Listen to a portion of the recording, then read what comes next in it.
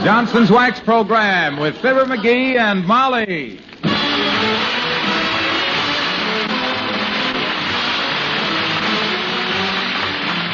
The makers of Johnson's Wax and Johnson's Water Repellent Glow Coat present Fibber, McGee, and Molly with Bill Thompson, Gail Gordon, Arthur Q. Bryant, Dick LeGrand, Elvia Allman, and me, Harlow Wilcox. The script is by Don Quinn and Phil Leslie. Music by the King's Men and Billy Mills Orchestra.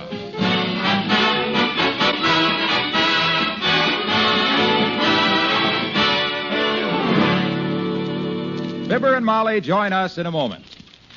Recent surveys disclose important news about Johnson's Glow Coat. They show that families with children are among the biggest users of this self-polishing floor wax that is now positively water repellent. Now, it's easy to see why. With children in the house, mud and snow are bound to be tracked in, water and food are bound to be splashed or spilled. Well, that's when you thank your lucky stars for Glow Coat. Just a flick of a cloth whisks mud or moisture off that hard, gleaming surface. Glow Coat stays on, stays bright, even after repeated damp mopping. And here's something else that's big news. Because it's positively water repellent, Glow Coat now lasts up to 4 times longer. That means more for your money in every drop of Glow Coat you buy. Less work, too, because you have to do your floors so much less often. So tomorrow, get Johnson's Glow Coat. Whether you have children or not, you need this water-repellent floor polish for longer-lasting beauty and protection. It's in the familiar Glow Coat package.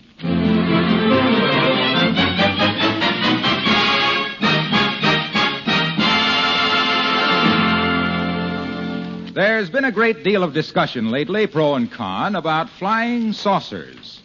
The pro people swear they've seen them. The con people say the pro people are victims of mass hypnotism. And here is one of the con men and his wife, Fibber, McGee, and Molly.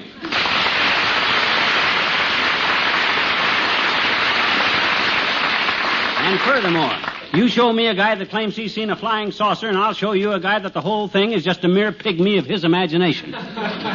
You don't mean pygmy, dearie. A pygmy's a tiny little human being. Yeah, well, they claim they've seen them, too. Men from Mars, 23 inches tall, with big heads. The whole thing is ridiculous. It's mass hysteria. Oh, now, I wouldn't dismiss the subject as easily as that, McGee. The paper said this morning that an Army pilot chased one for 20 minutes. Yeah, but did he catch it? No, sir. Did anybody ever catch one? No, sir. And why not? Because they're an optical derision, that's why. Look, sweetheart, Army pilots aren't usually hysterical people.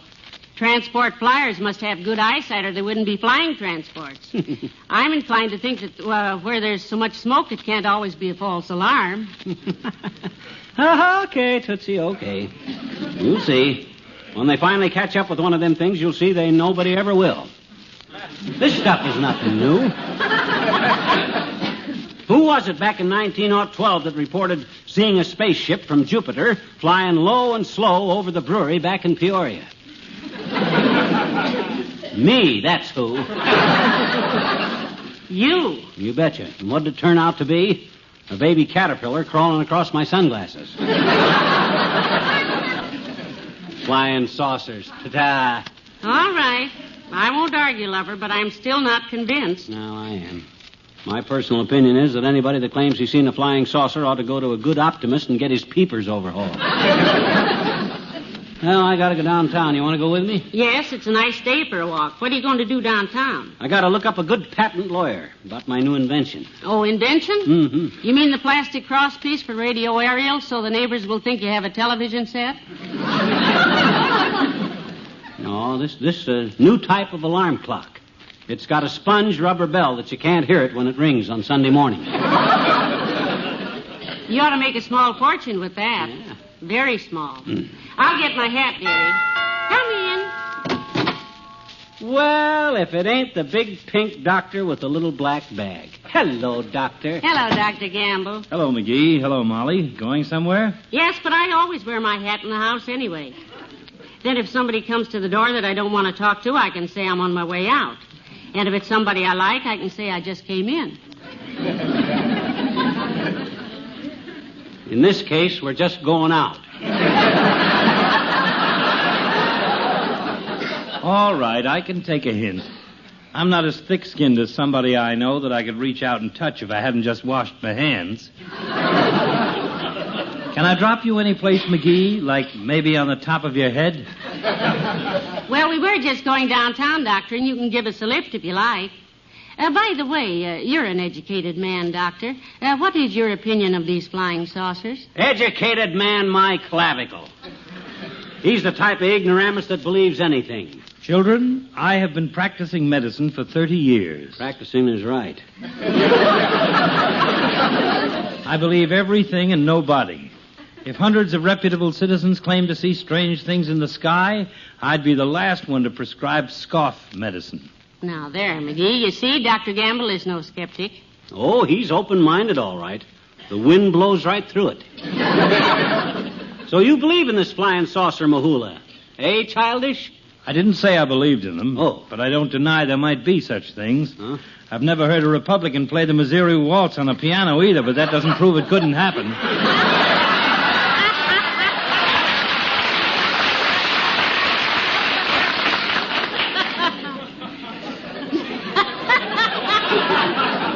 Front burner now. Yeah, we are.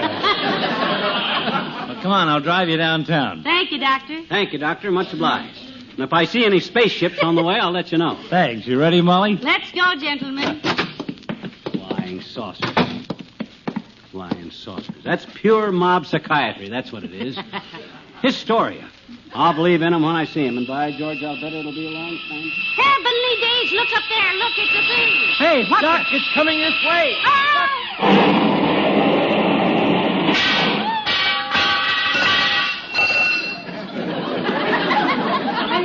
My gosh, it's a flying saucer.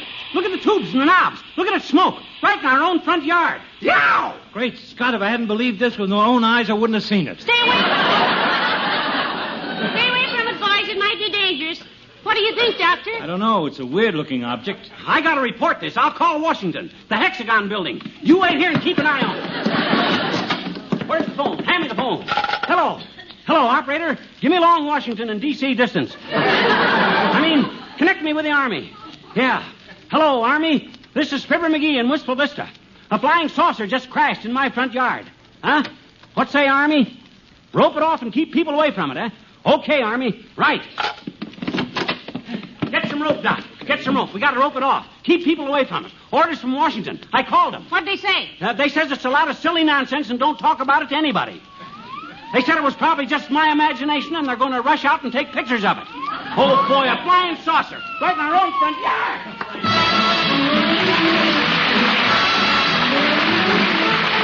Willie Mills and the orchestra and the Hot Canary.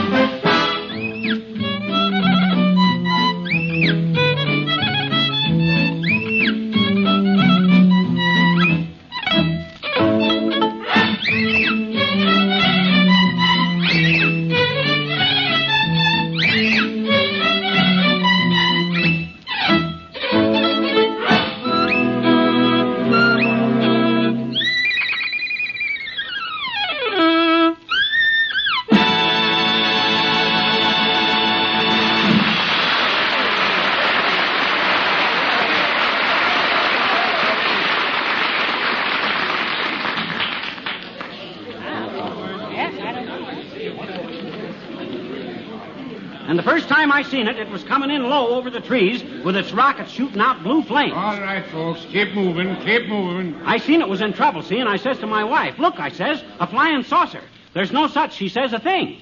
And I says, don't be, I says, so skeptical, I says. And she says that... All right, folks. Move along. Keep moving. And you, Gabby, get off them front steps and run along. He doesn't have to get off of these steps. He lives here. Don't you, Gabby? Huh? I mean, McGee. You betcha. Now, don't start ordering me around, Flatfoot. I'm the fellow that he first seen that flying saucer. I seen it crash, too. It was coming in low over the trees, see, with its rockets shooting blue flames. I seen it was in trouble because... Yeah. I heard you tell it 12 times already. Hey, you kids, get away from them ropes. My, I haven't seen such excitement since the lion got loose at the circus and you chased him back into his cage, McGee. I wasn't chasing him. He grabbed my hamburger and I was trying to get it back. My gosh, I was... Hey, look at the Boy Scout. Oh, handsome kid in that uniform, ain't he?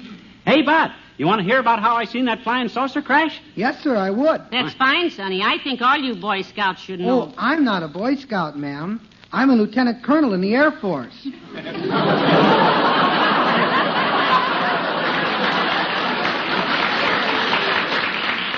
Retired. A lieutenant colonel. Oh, yes, sir. I'm not as young as I look. I'm 20. Can you tell me, sir, did this aircraft have a tapered empennage, and did it appear to be a guided missile rather than a conventional pilot control type? Would you say it was dependent on rocket propulsion or some hitherto unknown gravity-repellent magnetic field type of turbojet power? Tell him, dearie. Okay. Well, Sir Bud, the first time I seen it, it was coming in low over them trees with its rockets shooting out blue flame. Hey, wait a minute. Hey, how do I know you ain't the agent for some foreign power, Buster? Are them American decorations you're wearing? Oh, yes, sir. Most of them I got since the war. Oh? Spraying fruit trees.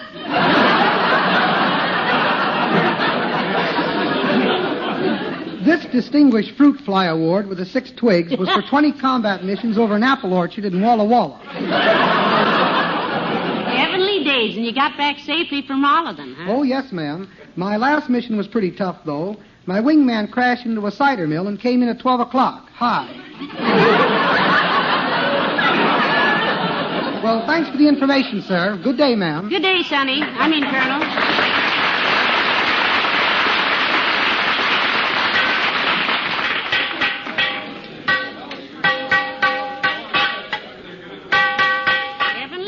What are they doing now? Well, let's go over and see, but don't get too close, Tootsie. That thing might be retroactive. Radioactive. Retroactive means it goes back. Well, this baby won't go back.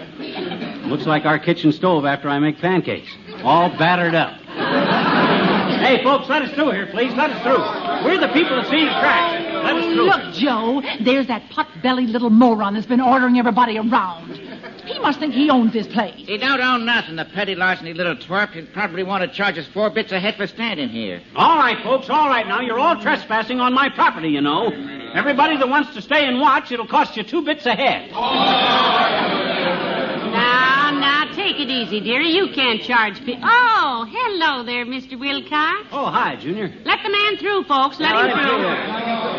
Thank you. Hello, Molly. Hello, pal. Hey, here you got a flying saucer here. Is that it over there, that pile of junk metal? That's it, Junie. Me and Molly and Doc Gamble seen it crash. I first seen it coming in low over the trees, see, flying low, with orange and green lights and 5 little men sticking their heads out of the porthole. It circled the city hall, and then they all bailed out, and the whole... McGee, Huh? They did not. Well, they must have. There was nobody in it when it hit. Well, this is very interesting. This is the first real proof we've had of interplanetary travel. Hey, I'm going to ask for a bigger sales territory for Johnson's Wax products. Huh? Mars, Mercury, Jupiter, Venus. Venus. That's for me. Maybe they don't have any linoleum on Mars, Mr. Wilcox. Well, they won't have any Mars on their linoleum either.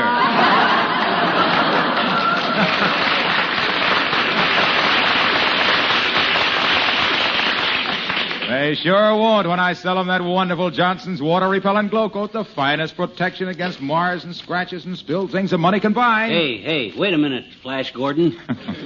You seriously think you could take a spaceship up through the Milky Way to sell Glow Coat? The Milky Way is the way a lot of linoleum looks after damp mopping, pal. But the Johnson's Water Repellent Glow Coat way leaves no milky-looking streaks, by Jupiter. That's all very well to sell wax from a spaceship, Mr. Wilcox. But what if you should run into one of those big, what do you call a star with a tail? Lassie. Oh, you. But this is a fascinating idea. Just think. Flying through space, Johnson's star salesman, carrying the Johnson's Water Repellent Glow Coat message through the whole solar system, showing the housewives on thousands of other planets how simply and easily and economically they can protect their wood and linoleum floors against cosmic dust and tracked-in mud from meteor showers with the wax protection that stays on and stays bright. It does. Hey, Waxy. Yes, pal. Mr. Wilcox, what do you seriously think of these flying saucers? Yeah. Well, if they really develop them, they'll be great for honeymoon trips. Yeah? There's no place to spoon like a saucer.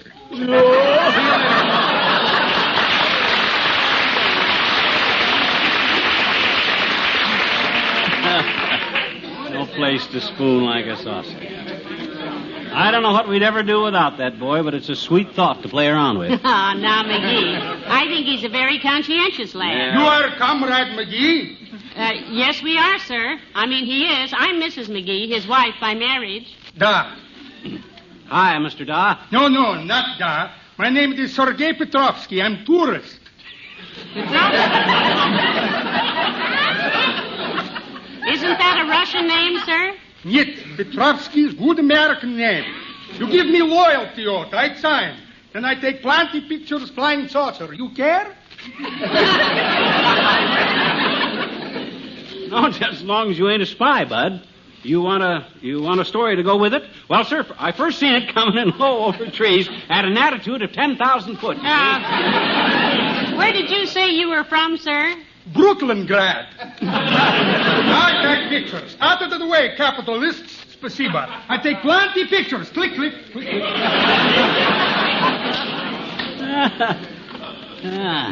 Pleasant guy.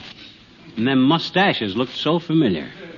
Well, McGee, this is quite an exhibit you have here. As mayor of the town in which a real flying saucer was first seen, I would like to say The first time we saw it, Mr. Mayor, it was coming in low over the trees there. I'll tell it, kiddo. I'll tell it.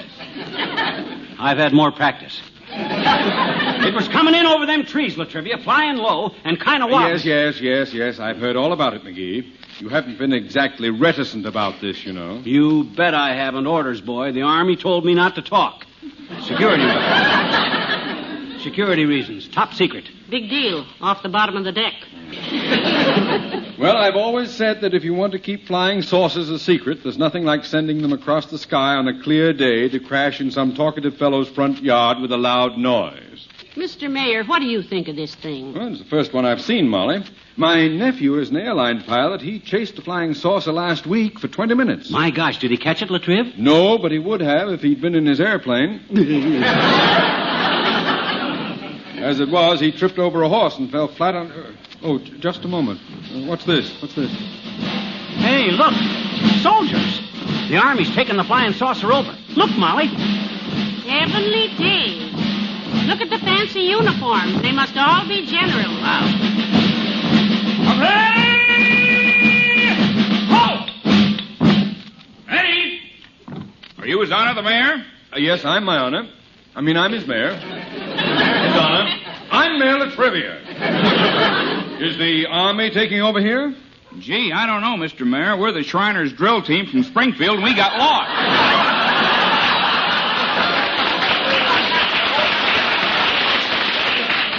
Did you see a parade go past here? No, the parade is on 14th Street. 3 blocks west and turn right. Oh, thanks very much. And hut! On haste! Forward! Hard!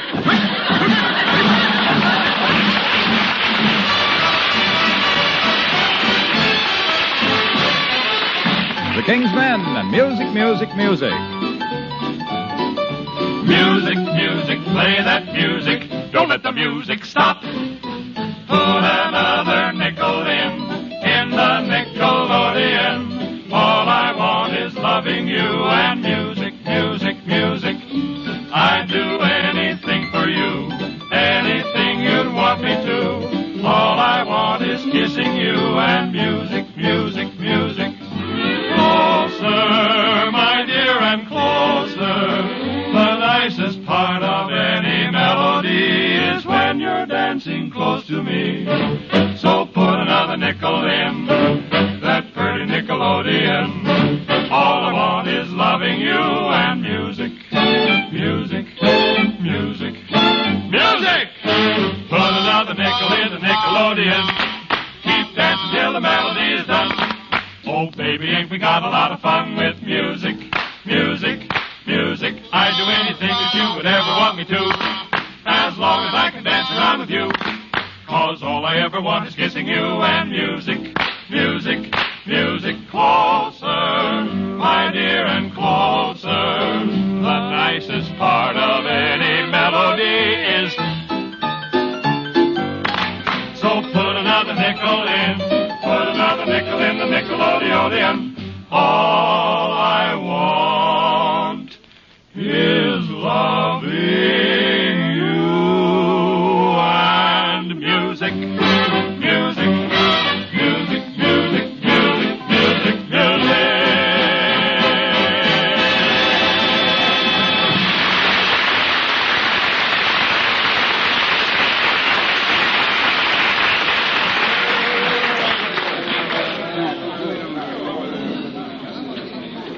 All right, move back there, please, folks. Don't touch the flying saucer. Who's that smart aleck? I don't see no uniform on Oh, him. he lives here. He's the one who saw it crash. His name is MCGee, Flabber MCGee. And I was talking to him. Now, stand back, Bud. Don't touch the flying saucer. Security rules, you know. Now, stand back. Oh, McGee, Huh? here's a lady wants to see you. Oh. This is my husband, Miss Dendron. Oh, I'm so happy to know you, Mr. McGee. Oh, thanks, sis. What'd you say your name was? A dendron, Mr. McGee. Rhododendron. Of the Wistful Vista Peony and Petunia Club. Oh. The girls have asked me to interview you for our club paper, the Petunia Planter. Isn't that nice, dearie? Oh, you mean on account of finding the saucer, huh? The Petunia planter, eh? Well, you can tell your readers, sis, that I was well known as a planter myself at one time. Why, really, Mr. McGee? Oh, let me make some notes. Oh, this will just thrill the girls. What did you plant, Mr. McGee? Corn, mostly. No. I had charge at one time of my Aunt Rose's raisin ranch, and we raised more real raisins than any raisin ranch has raised in recent years. Oh, dear. Raisins. Mm-hmm. Oh, my, let me write this down, every word of it. Our readers will just Well, love sis, Aunt Rose's raisin ranch raised such good raisins that we started raising raisin prices. And the raisin prices of Rose's ranch raised raisins raised holy heck with the other raisin ranchers. I watched the raisin market for recent rises in raisin rates, and by the time the rates for real ranch raised raisins was rose right, all the raisins we raised was rotted right on Rose's ranch.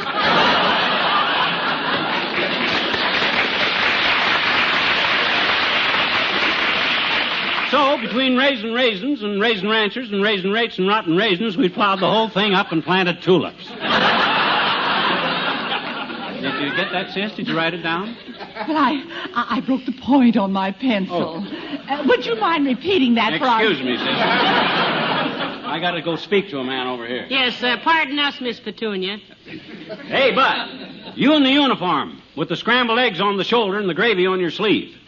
You looking for me? Are you McGee? Yes, he is, sir. I am Mrs. McGee. How do you do, Mrs. McGee? I am General Bacon, head of intelligence. Well, I'm glad to know you, Baconhead.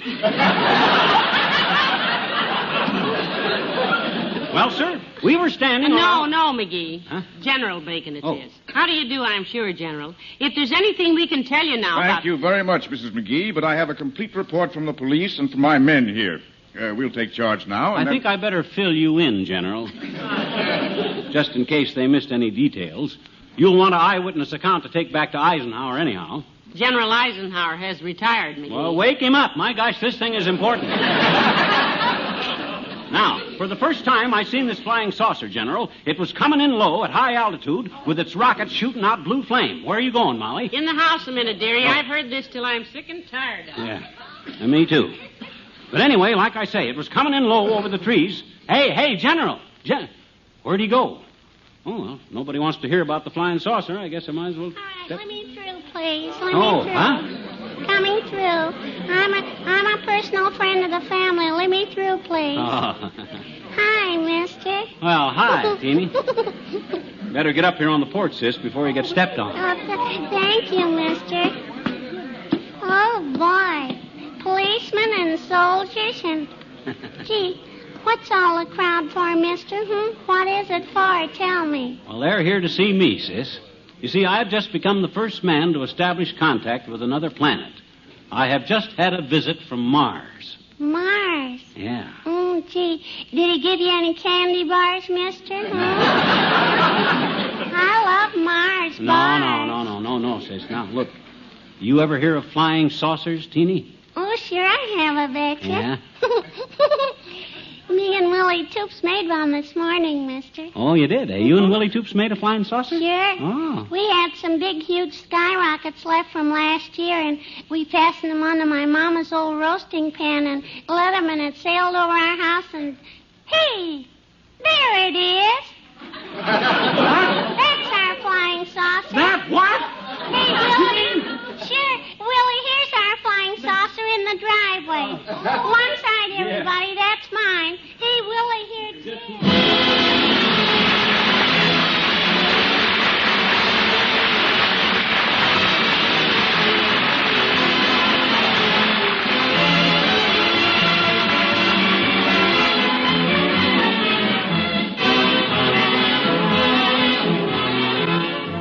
Fibber and Molly return in a moment.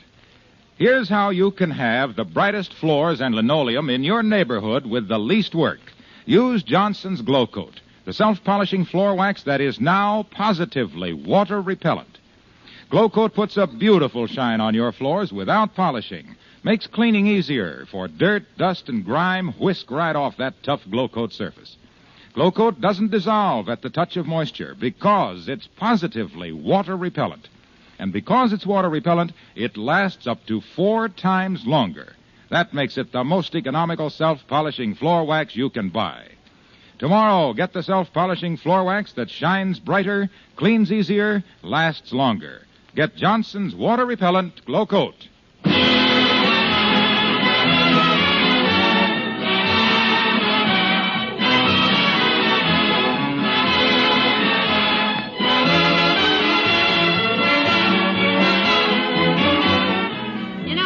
I was very surprised that Mayor Latrivia was fooled by that flying saucer. He was the chief gunner's mate in the Coast Guard, you know. Yeah, done a lot of time in submarines, too. He says they used to while away the time playing contract while they were submerged. My, think of that. Playing cards deep under the ocean. Yeah, but as Latrivia says, there's been a lot of bridge under the water since then. Get it, kiddo? Bridge under the water? Water under the bridge? Ain't funny, McGee. Well, you can't laugh very loud in a submarine, anyhow. Uses up too much air. Good night, all.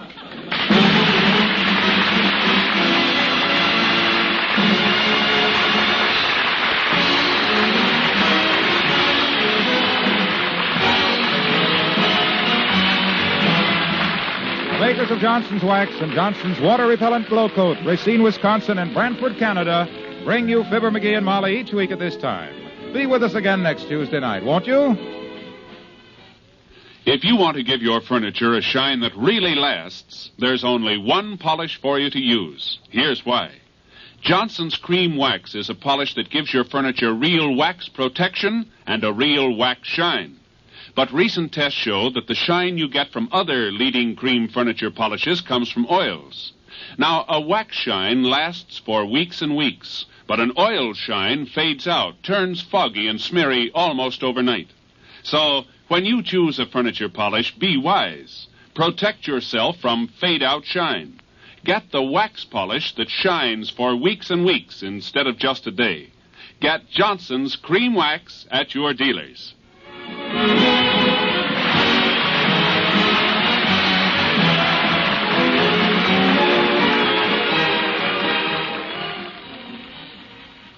Next, Steve Wilson solves the super murder on NBC.